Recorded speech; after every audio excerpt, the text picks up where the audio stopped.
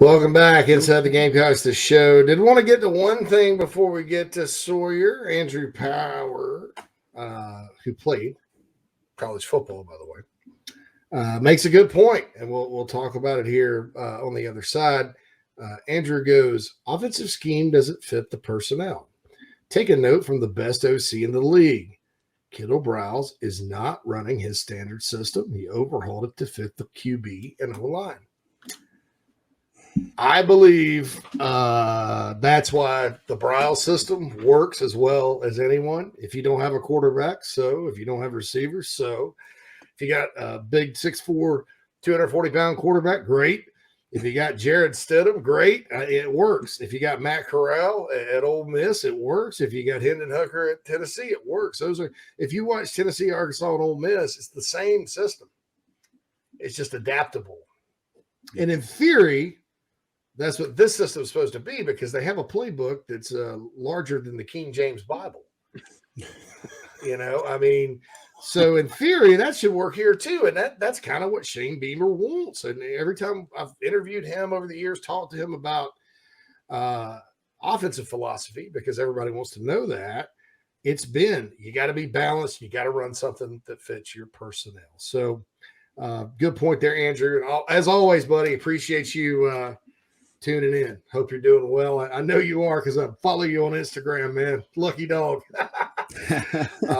Anyway, it's time for the Mental Edge with Sawyer Nix. Welcome in, Sawyer. Hope you're doing well today. Morning. I am. Okay, so the Gamecocks lost the game. Obviously, I don't have hair anymore. That should be obvious. So from the mental aspect, how do you kind of power through and flush it and, have the resilience game to game to kind of rebound from a tough loss on the road? First one of the year always stings, and get ready for number one Georgia this weekend. Well, I think there's a couple of things. I think the first thing is you look to those players that have that edge. And I was thinking about those players in the game, Mo Kaba, Emin More.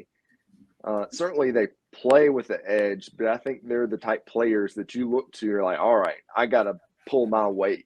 And accountability is one of those key focuses on the team within the culture. And I know that's really important to Coach Beamer. And that's one of the things I would look for this week. Who are going to be the leaders on the team? Coach Beamer and the staff are doing a great job setting up the culture, but ultimately it comes from within the team and what they're doing. And so the players themselves, they're the ones that are going to have to drive things moving forward. Improvement, internalizing some strong mindsets. And I think that's one of the things that I'm looking for. And you got caught a snippet of that.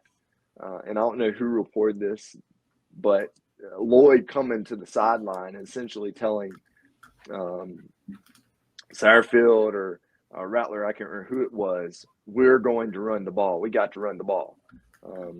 And that's something you want. You want Lloyd to be that person. Hand me the ball. Run this play. You want to hear more of those vocal players. And not every player is vocal, but every player this week needs to find a way to step up. And that's one of the things that I would look for this week. The other thing is, prior to the season starting, JC, you mentioned that Georgia possibly matched up better with South Carolina than Arkansas. So I think that's one of the things also to think about is the players are not flushing the season down the toilet, after one game that didn't go so well. Certainly there were some question marks long term, and we'll have to see those things played out in terms of, is the offense going to be efficient enough? Can they implement it? And those are questions I have. I think I can see what Sat's doing after a play takes place or as it's developing. Okay, yep, I see what he was thinking here. This makes sense. But you have to be able to implement it. And so over the season, we'll be able to see whether those questions get answered. And for me, the measuring stick is going to be versus Missouri, Kentucky, Florida. Those are the teams that I think will ultimately determine our win-loss record and the success of the team this year, not necessarily this week or last week. But I think the team as a whole they're not flushing things down the drain. All right, what do we have to do this week to make things a little bit better? What's our focus this week? And they're very much on a detailed, oriented, step-by-step process. Going back to the recipe, all right, well, we got to improve this a little bit. They're not preparing for a cookout with hamburgers and hot dogs, and all of a sudden, 5 minutes before the cookout, oh, we're not doing hamburgers and hot dogs. We're going Mexican and taco bar. Okay, well, that's a big change. You can do that prior to a bowl game like they did, but week to week, we're not going to see significant changes. And so now it's just working on the details week to week, making that 1% improvement. Obviously, yeah, that's kind of the mantra of this year. All right, Gamecock Pastor comes in from the I Help Consulting mailbag on Twitter. Going to go ahead and get this out of the way.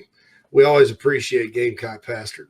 Yep, hopefully, he can get to his breakdown today. It gets tough when we have the 2 guest days, but he says Tuesday is middle edge day, right? How do you best keep the team mentally sharp and confident with last week's loss and then a potential loss this weekend? So I guess he's asking kind of, when losing kind of kicks in, or what kind of mental approach does it take to keep that fortitude and to keep driving ahead and not let that negative energy infect your team? Well, they're trying to take the emotion out. As fans, we're so emotionally tied to the game. Our emotions are, driven. And I know people talking about a slow start, again, that being a theme. But after the first quarter, I thought the offense moved the ball some. The defense didn't, just letting them run down the field. It was, 21-3 was not good, but 7-3 after the first quarter is like, okay, we have ourselves a ball game. And so as the game went on, certainly fans' emotions went up and down. And for the players, they have emotions too, but they're a little more centered. So going into this week, you would like to see them, again, use their emotions to drive some focus, some detail, some effort. But overall, their emotions are a lot less up and down compared to fans. And so that's one of the big differences between us as fans or consumers and players. Their highs are not going to be as high. Their lows are not going to be as low. And it's a little more adjusting and moment by moment. And I think that's one of the big keys for this week is knowing, this week it is a big opponent, but who have they played? They played Samford, which is, they're not very good. And then they played Oregon, which we don't know how they will be this year. So I think part of the message is, okay, we learned we have to be a little tougher on the defensive line. We have to figure out we still have to get back to running the ball some and going back to the game plan. So again, it's much more detailed, oriented, and taking some of the emotion out that we see as fans, but that doesn't go on within the team as much. Mm-hmm. Yeah. Is there anything, specifically that coaches are even doing to kind of shut out the noise too? Sawyer is like, because I know I think, obviously players hear it, and for the love of everything, people are adding, players on Twitter is like, don't do that on social, y'all, leave them alone. Right. Everybody has a good day and a bad day. But I mean, is it basically the same process with the coaches? Just like, okay, let's, hey, look at this, move on. Well, at this point, we got to also remember this is their job. They have to believe they're confident in their job. Mm-hmm. If we're doing our job, whatever our job is, week to week, moment to moment, it's not going to be, oh my gosh, I have no business being in this field. I'm sure JC in the middle of his segments this week doesn't all of a sudden, there were some mean comments made towards my analysis and my predictions. I think I'm gonna shut it down. No, the coaches are the same way, and for not a good reason, but we saw this with the previous administration. But this is every coaching base. Now they have some flexibility and are open and want to change slightly, but overall they believe they're confident in their job, and so they're looking at, all right, here's the next step I need to take to get these players ready, and they believe in that. And until the end of the season comes and the head coach has to review everything, okay, well, you thought you were good, you are good, or you thought you were good, you're no good, you're gone. Until that comes at the end of the season, and until that point, there's very much a belief within the staff. They believe in what they're doing and the preparation that they've done. And now it's a continue to go back week after week and enhance that and improve that. So that's how they get past that, is they believe that, hey, I got where I'm doing. That person's behind a computer somewhere on a couch in orange fog, perhaps. So, let them do their thing. I'm going to do my thing. And then at the end of the year in a season, or even at the bye, we'll reevaluate and we can change some more things. But week to week, this is our bread and butter. This is what we need to do. Here's how we need to move forward. And there's great confidence in that from the coaching staff. And when the coaching staff has that, then the players can buy into that as well. If the coaches go in, well, gosh darn, I thought we were going to do this. I'm just not real sure what we're going to do this week versus Georgia because, that's not what you want in your coaching staff. So if anything, they're going to go in there, this is what we're going to do. This is how we're going to do it. And this is our practice schedule for this week. Is, again, very task-oriented, very detail-oriented, kind of reducing some of that emotion.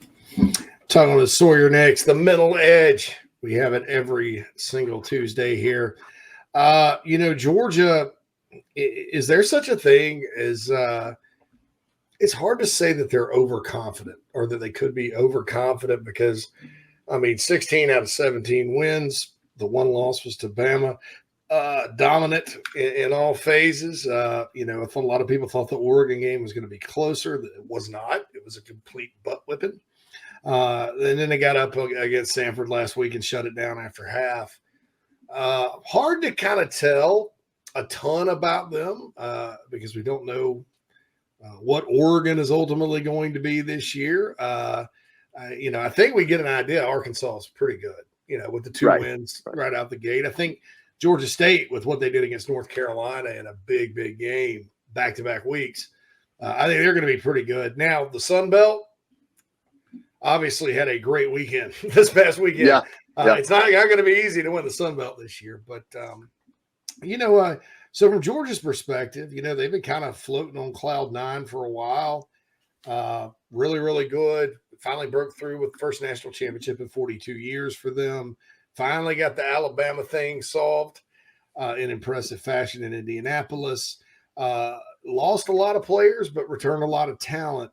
That confidence as a program, you see it with Alabama year in and year out. Yes. What's the mindset for those guys coming into this game to kind of avoid, maybe some complacency, maybe getting caught with their pants down a little bit? How does Georgia approach this one? Well, I would say with Coach Smart, he's going to pull up the film. He's going to show the highlights of that loss. He was, coaching. Beamer was not. So I think that's one thing is, hey, it wasn't that far ago that this happened. And he'll remind them of that. He'll remind them of, this is about we need to do this. This is our first SEC opponent. This is our opportunity to get to the top of the standings, to remain there and to take steps throughout the rest of the season. It is our chance to make sure we get right out of the gate, show them who we are, that Oregon wasn't a fluke, because some people may be saying that, like, is Oregon really that good? Well, that's going to be good message board material for motivation. Do you want to be where you were last time? Okay, well, you knew what it took last year to get to this point, how hard you worked, all the things that you did. And so I think that's going to be the message from Coach Smart is, if you want to get back to where you were, here's the outline, here's the steps. Remember, and it starts. This is the first step. Here's the first step into accomplishing that goal. Talking with Sawyer Nix, the mental edge, each and every Tuesday right here on Inside the Gamecocks, the show. All right, so sometimes you got a big game, right? And I've seen this in crowds all over the country. South Carolina is not unique, but what about the fans that show up? Sometimes the life goes out of a stadium when the other team does something good or your team does something bad and it gets deflated. And I think many times the visiting team can gain momentum by the silence. And I think Georgia will probably be about 10 to 12,000, maybe more over. So they'll have a crowd there too. But as a fan, how can you kind of stay, mentally in the game if you're going? I know it's kind of weird because, there will be tailgating that takes place before. Yeah. And I think maybe sometimes the tendency is, especially if it's not supposed to be that hot, it's supposed to be like 77. But the tendency is, hey, I'd like to go back to the car and eat some Chick-fil-A and, all that good stuff. So eat some Chick-fil-A, have a couple of cold beers, and maybe catch it on the tube. So as a fan, how can you kind of, at least till it looks hopeless, keep yourself kind of in the game mentally?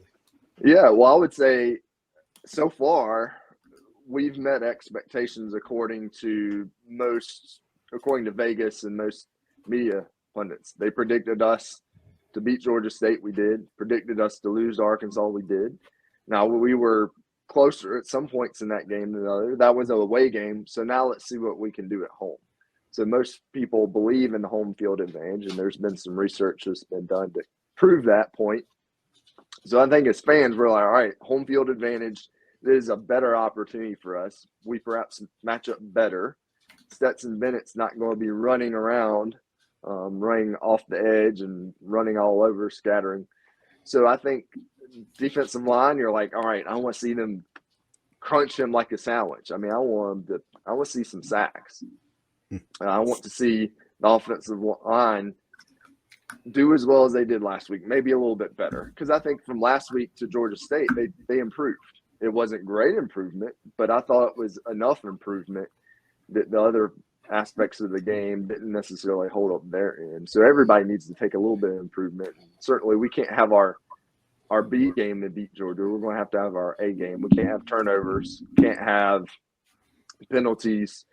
We're going to need to get a turnover or two for sure. But I think those things are certainly possible. So I think this is only one of however many home games there are, 7 home games, 6 home games.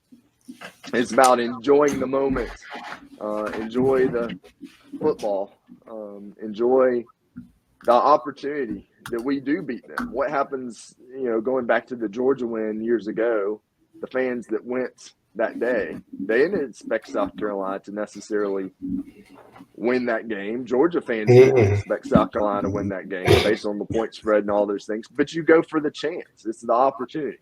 And certainly college football is, aside from the score, it's a fun opportunity to eat some tailgate food, hang out with friends, socialize. And we only get so many of those opportunities a year. So I would say relish those. Look for it as opportunity to support your team and give them momentum because they need it. We need to give them every opportunity we can to help them succeed. And that's not only just the team, but also recruiting with the good recruits that are coming in this week. Certainly we don't want to be half dead in the stands. That's not going to help things. So. Yeah. Well, Sawyer, appreciate you joining us here. The mental edge. You got a score prediction for us? So I don't have the score. I predict that we will cover the points. So I'll take South Carolina plus the 25. There's no way I could be wrong. There's no way we lose by 25. Last year the spread was 30, and then they hit Van on that touchdown late, and Carolina covered. So, yep. There you go. Covered 40 to 13. It's like, hey, that's you do math. That late, it was a night game. So late at night, you're doing math. You're like, hey. All right. Performed above expectations. So I'm kind of holding out for the, like I said, I think the season's going to depend on those games a few weeks later on down the road. It's going to be the balance for the season. I think it's going to be really what's going to be the pressure cooker there. But for now, I think it's how do we just continue developing and improving? And that was a message. This team could improve, but the record not necessarily reflect that. So I think there's some truth to that, and that may be the case this week. It was the case last week. I think we improved from Georgia State to Arkansas. We didn't win the game. We improved, at least on offensive side. Now, defensive side, some missed assignments, can't give up 300 yards on the ground. That's concerning. But we can improve and take steps each week to get better without the record somewhat showing that. So that's my take this week until the team collectively has a great outing, which we'll see. And maybe they need some time to gel and develop and things like that and figure out what is our, instead of the smorgasbord of plays in the King James Bible, huge, playbook, what is really going to be our bread and butter? What's going to be our focus, and what do we need to hang our hat on? And I think coaches are getting closer to that, but hopefully they'll get closer sooner, and that they'll continue developing that 1%, getting a little bit better, and they'll be ready to fight this week. But that's kind of my prediction, that we cover but don't win the game.